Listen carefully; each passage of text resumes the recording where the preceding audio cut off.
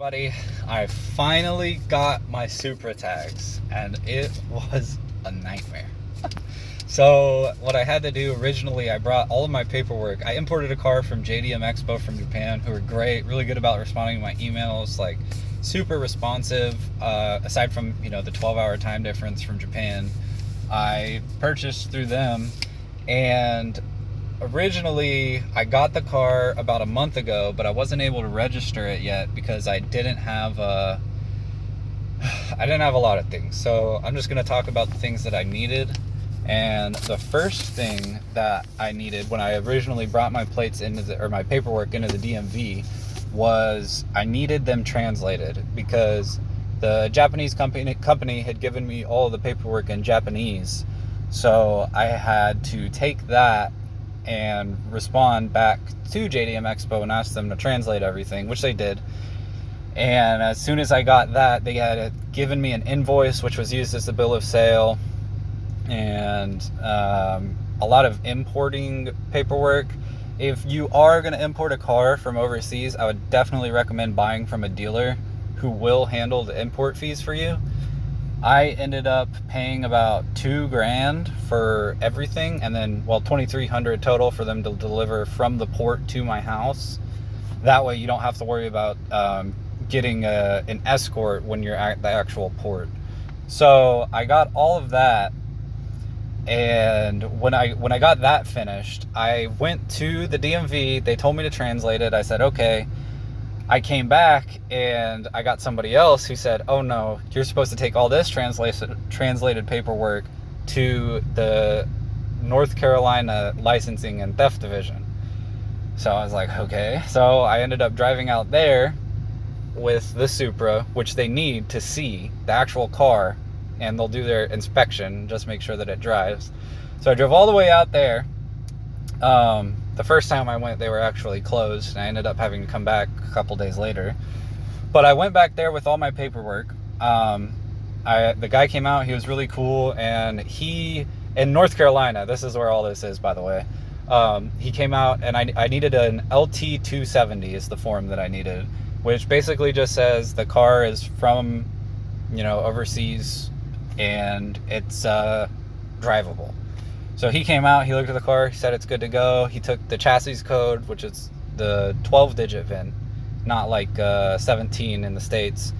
And he gave me that paperwork, which I brought back to the DMV. And then they told me, okay, now you're going to need to take this and get an indemnity bond. That's actually what the licensing and theft said.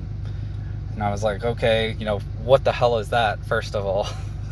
It's basically a paper that kind of covers the DMV's ass if anything goes wrong. You total the car, saying that you'll pay for it and the DMV isn't responsible. So to do that, I went to another insurance place and I asked the lady there about it, and she said, yeah, so what they'll do is now you need to call this DMV number and get their property value assessment of however much your car is worth. So they don't actually use the bill of sale that you provide, at least in my case. And when I called, they told me $300. And I'm like, yeah, okay. So I ended up paying about, the indemnity bond is supposed to be $150 more than the value of the car. So I paid $150 for a $450 indemnity bond. Then once I got that, I got my indemnity bond, I got my fancy blue paper that's in Japanese. I had, a bunch of other import-export certificates, which I could show you guys if you want.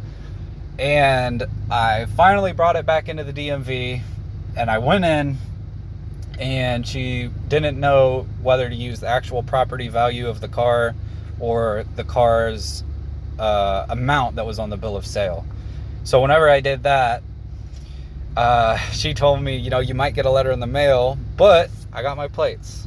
So all good to go for now, hopefully.